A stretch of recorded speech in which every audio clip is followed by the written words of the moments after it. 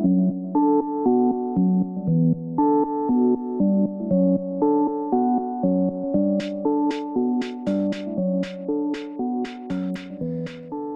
howdy. This is Gabe Garber, and I don't know. Um, very quickly, an introduction. This is an idea for a mechanism that might help me think out loud and find a place to document it that I hope will help me expand my set of knowledge, and I guess through that, hopefully this will be an opportunity to set an example of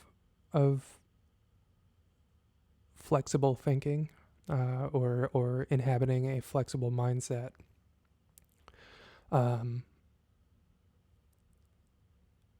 And it might showcase, some of the benefits of that, some of the pitfalls. But I think we're living in a time where it's more and more difficult to claim ignorance on any subject, and that need to stake a claim. I think it rushes a lot of people into eliminating doubt from their worldview. And yeah, I worry about that, and about the long-term effects that a ground level and up spread of this type of worldview, or I guess framing of your human skills. I see that as a concerning facet of moving forward into the future at the pace we're at now. So yeah, I found, I guess, a little bit of value in the idea of exploring this and being transparent about exploring this. Because I think, it's just it's a pattern I hope to avoid moving forward. And I guess, all of that's just to say doubt is one of the fundamental things about our existence. There's always more that is unknown than what is known. Or at least that's a fundamental principle for how I live my life. And I sometimes struggle because I don't have... I graduated from undergrad with a philosophy degree and Spanish degree, some psychology as well, but I don't think I engaged with that whole experience in a way that truly leveled myself up. So I don't know that I am in the areas that might best reinforce the observations that I make, if that makes any sense. I don't know. I feel a little bit like I'm swimming in the dark in terms of taking the expert route to mapping on ideas and observations onto clinical research and data, in that way. So that's one of the large realms where I have to be honest and upfront that I really have no idea. A lot of the ideas that come to me and concepts that I explore may well have already been explored, may well have tons of documentation, and I have spent a long time in my life holding back sharing these thoughts and ideas for those very reasons. And so I guess, yeah, full disclosure up front, there's plenty that I don't know. I'm giving you that much from the beginning. There will very rarely be a time where I don't fall back on that fundamental unknown that I feel.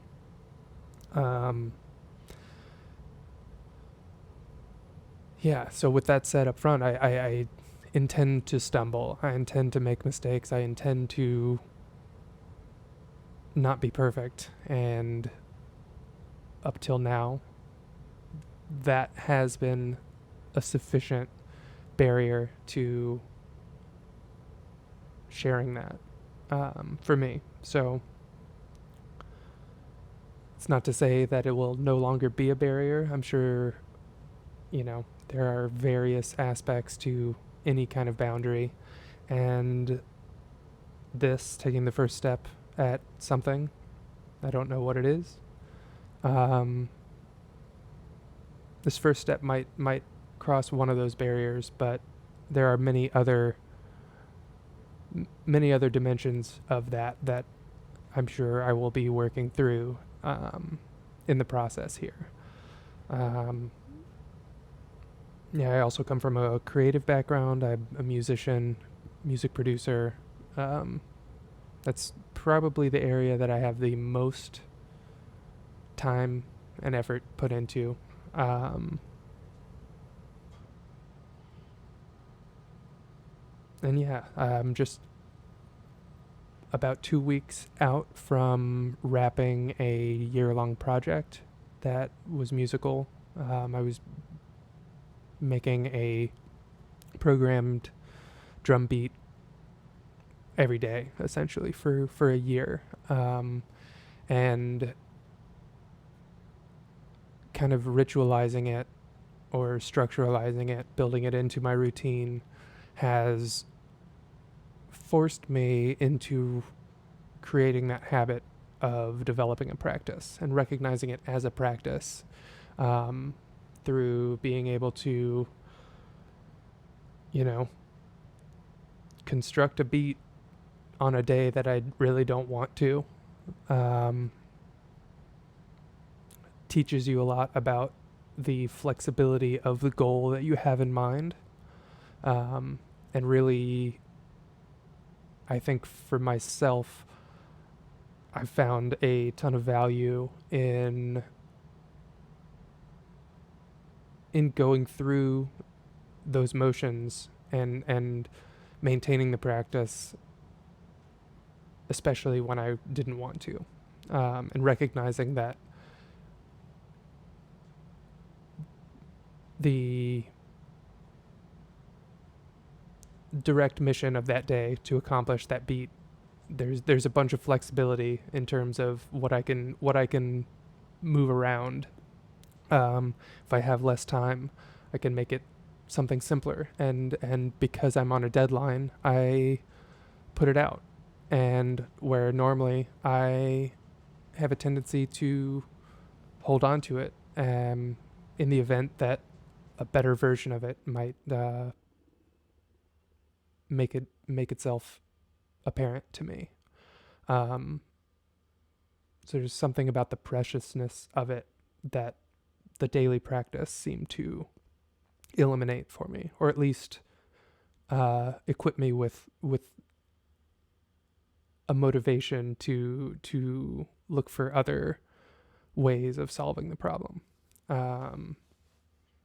or accomplishing the goal. Not to say it's a problem, but like I said, I'm about 2 weeks away from wrapping that, and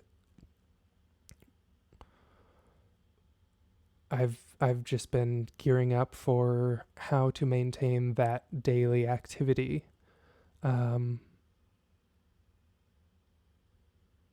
with maybe some different parameters imposed on it. So I think this might serve as a little bit of an introduction to what that might entail. So we'll see. I'm thinking a daily practice of some sort with lower thresholds or a lower bar for completion is something I'm exploring, like a daily kind of inspirational share, something small enough or big enough as whatever comes to me that day, but just with the intention of taking a small amount of time each day to kind of curate or share with whatever or maybe it's more of a documentation for myself, to share for myself down the road one thing that engaged me, or pulled me in or excited me, or arose some curiosity, whether that's, I don't know, hot takes or listening to a new song, discovering something new, a small burst of creativity, sketching, ideas, a small little phrase or something. But I think setting that lower bar, as opposed to giving in to this desire for an ever more evasive, perfectionist idea of what I'm working on or working towards, simplifying the goal or lowering the bar up front feels like I'm betraying something for myself. But in putting this in practice this past year, I realized that some of those things that I put together, some of the beats I made on days where I wasn't feeling, a particular way, that I felt compelled to shift the goalpost for myself, or maybe hand in something that I wasn't I didn't trust, or I wasn't confident in. And given a day or two of space, once it's posted and out, I let go of it and move on. And I surprised myself with how many of those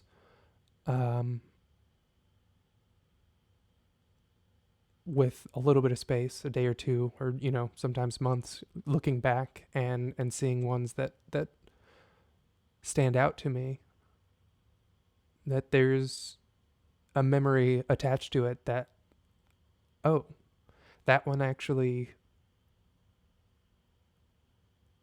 I didn't want to share because I didn't think it was good enough at the time.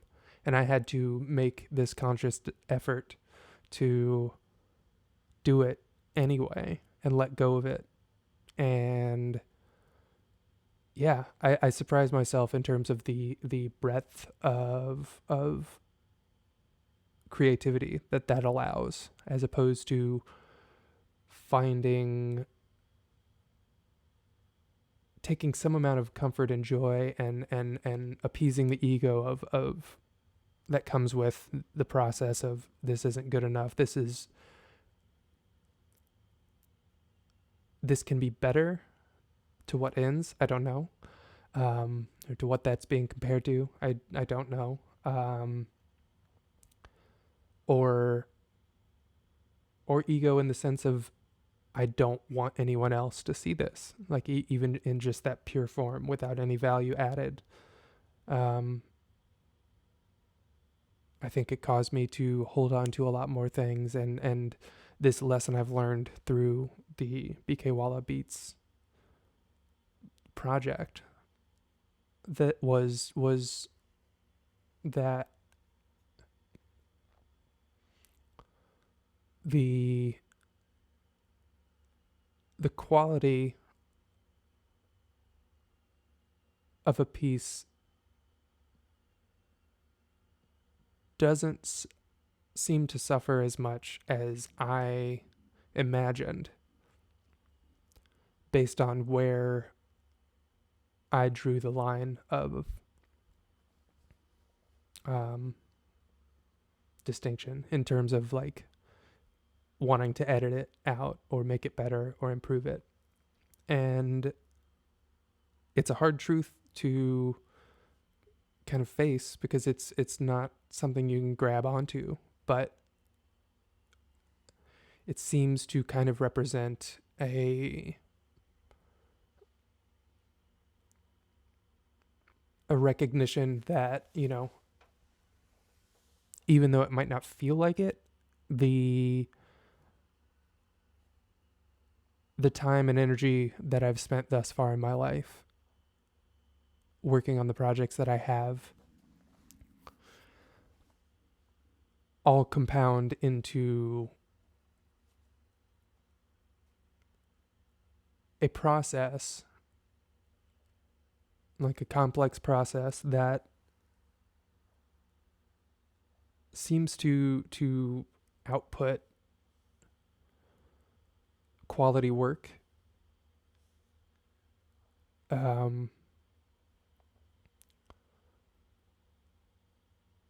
by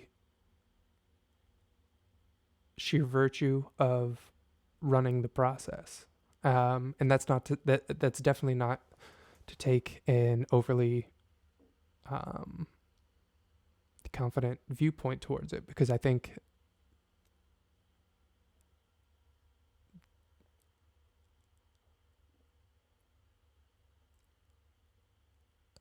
I can't afford to lean into that thought too heavily. There is something about that doubt that pushes me to improve and to keep exploring. And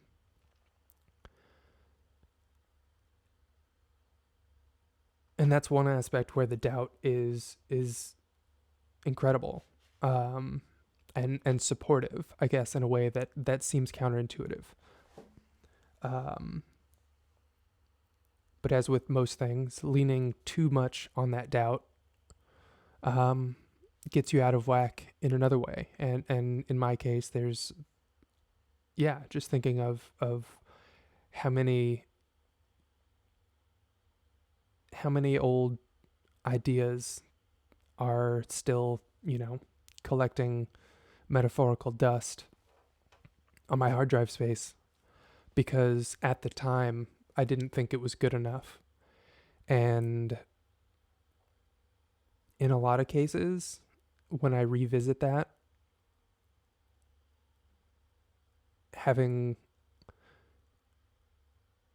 kept on living and collecting the experiences and the perspective that I have over that time, revisiting these old ideas, I'm no longer attached to the belief that something was missing or it wasn't good enough. I'm able to recognize the quality that was always there, that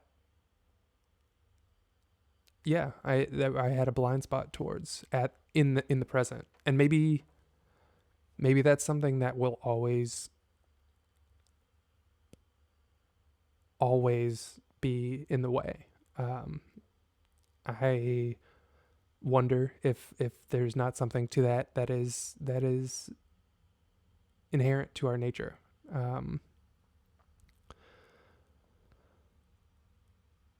But I think having gained those perspectives, it also kind of helped integrate the value of doubt into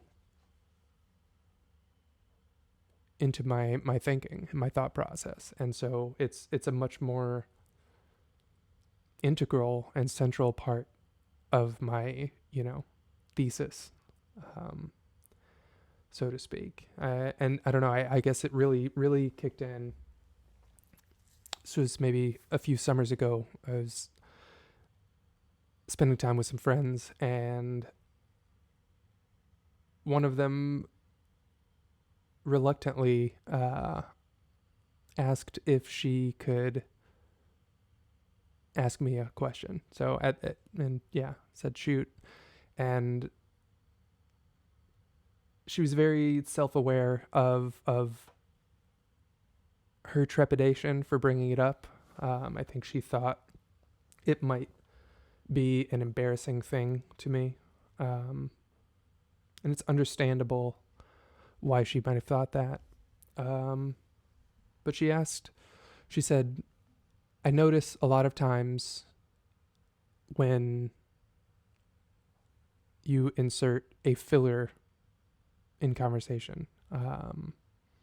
So yeah, ers, those kind of things.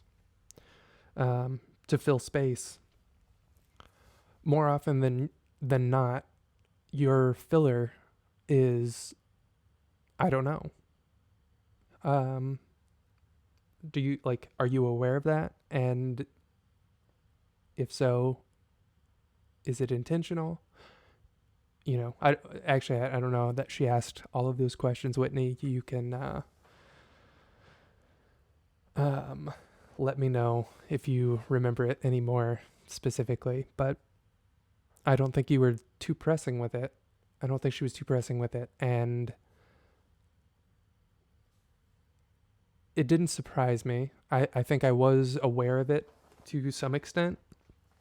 I don't think it was something that I was intentional about. I definitely don't think it was intentional, at least at that point.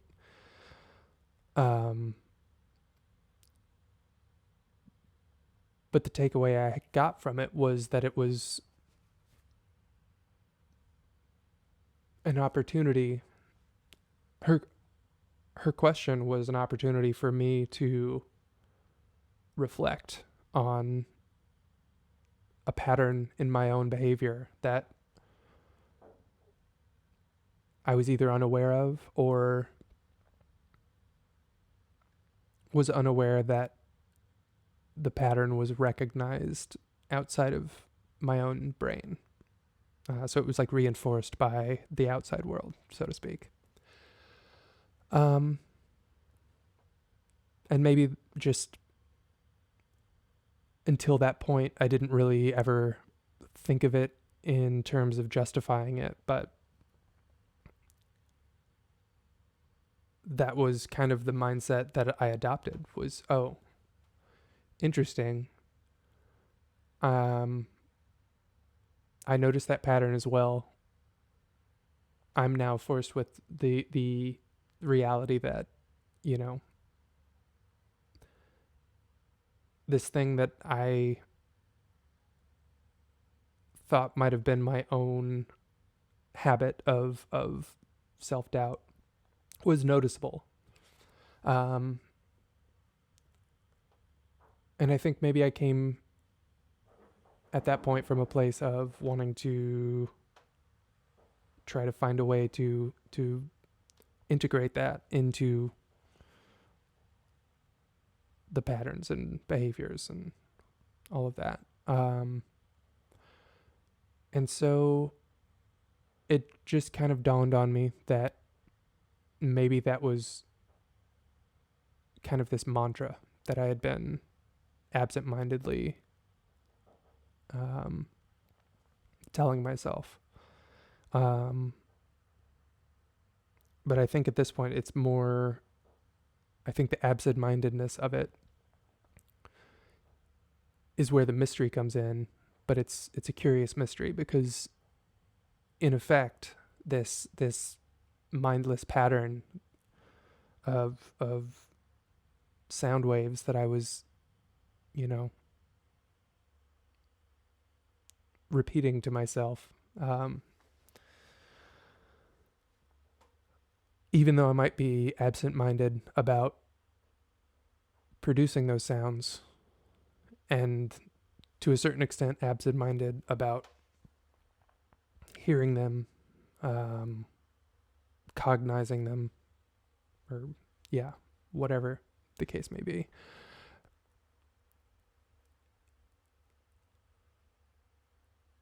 That idea was still being processed and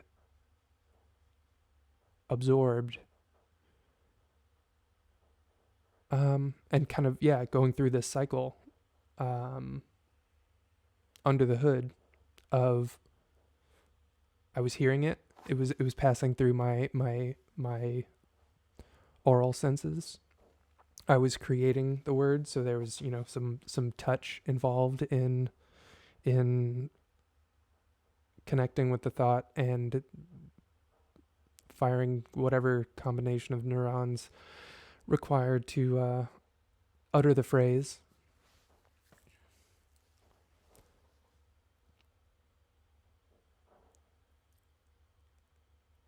And so it just, even though the mind was absent, the senses were not. And so after exploring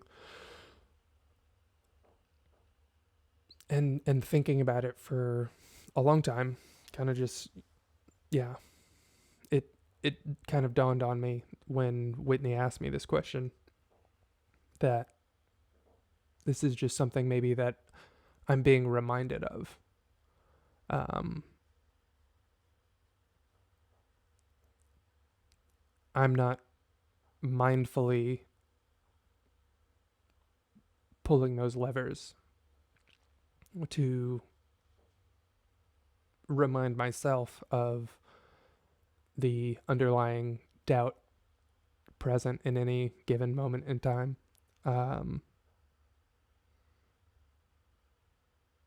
But yeah, even though the mind may have been absent in the creation of that, I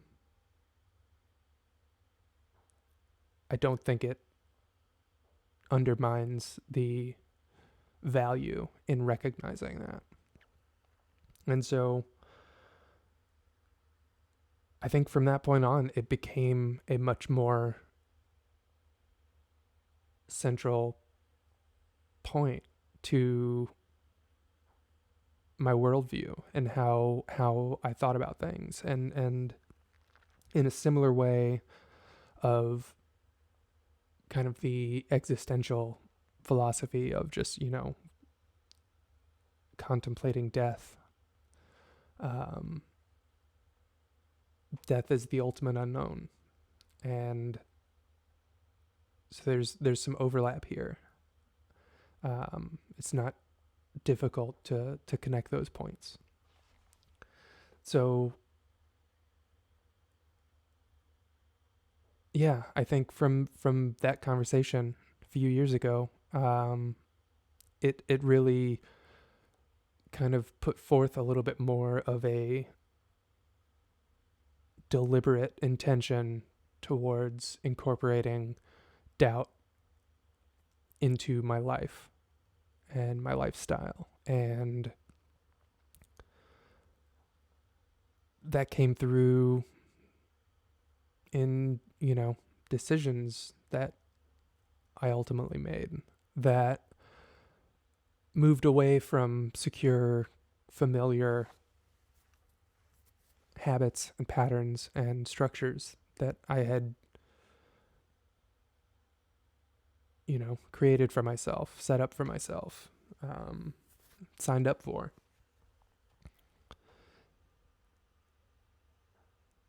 This kind of gave me an option to finally lean into the doubt and the fear that comes from the doubt and say, well, if I choose to look at it and I choose to explore it,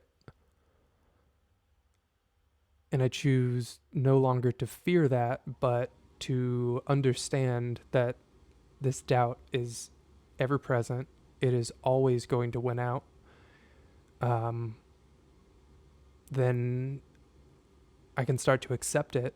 And once I start to accept it, then that's where I can start to learn from it. And so I think it inspired me. It motivated me to take on more challenges, take on, facing fears, so to speak, in a lot of ways. Not always directly, but sometimes, yeah. I'm sure, we'll have the opportunity to get into a lot of these things more over the course of whatever this is. But yeah, I kind of started living much more intentionally and much more rooted in the underlying belief that there's always more unknown than known, and trying to take a direct line towards diminishing the shame that I felt about not knowing.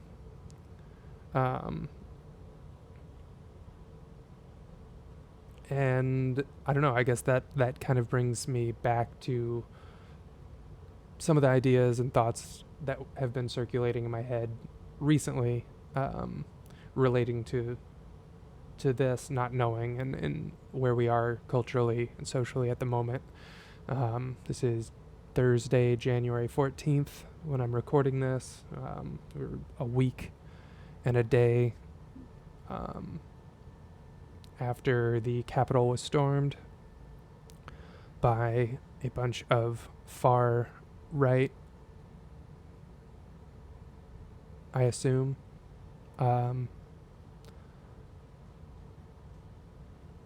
rioters. I guess I can't claim to know what the right word is. I don't know who they were. I don't know enough about any of it, other than the despair I felt upon hearing the news. And that despair came from, in part, the actions themselves, and in part from the context in which it happened, and how we seem to just be in a constant back and forth of one-upsmanship in the worst dimensions, of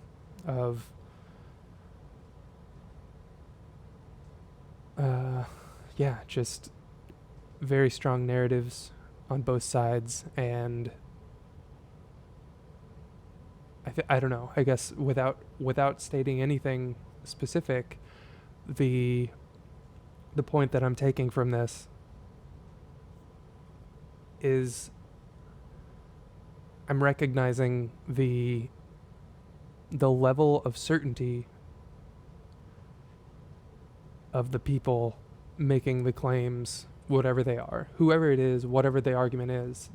The level of certainty is what I think alarms me the most. And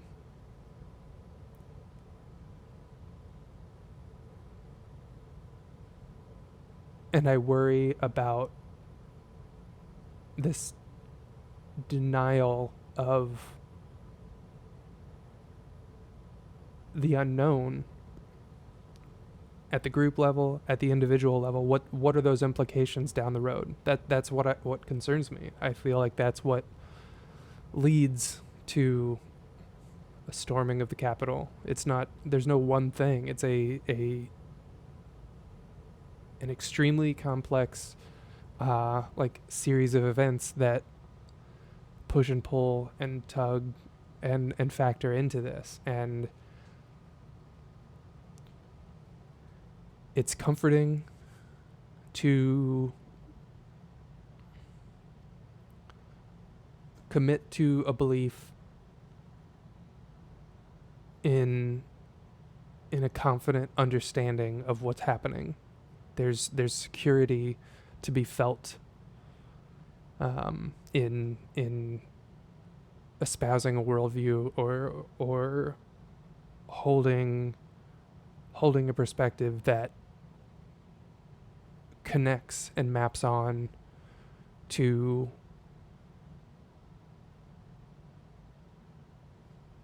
a community of other people who believe things similarly to you. There's comfort there. It's understandable how that happens, but at this point, we have too much awareness of how that can run totally out of control. And I think it's a danger that we're facing now, because it doesn't matter what the event is. There's very quickly a chunk of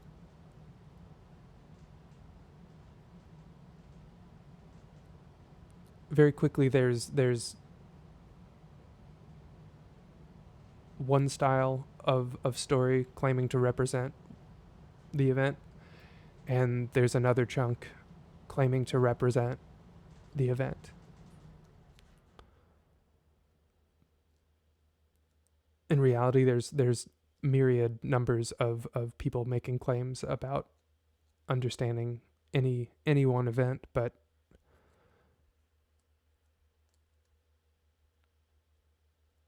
the point is these should all be additive. If the goal is truly to uncover what happened and all be a part of that conversation, then the idea should be to superimpose all of these perspectives into a complete picture, or as complete of a picture as we can.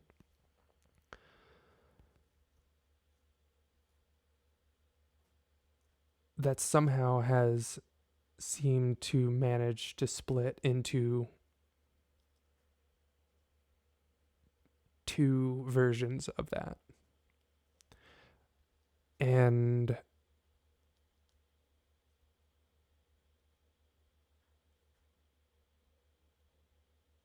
the degree to which I see doubt, denialism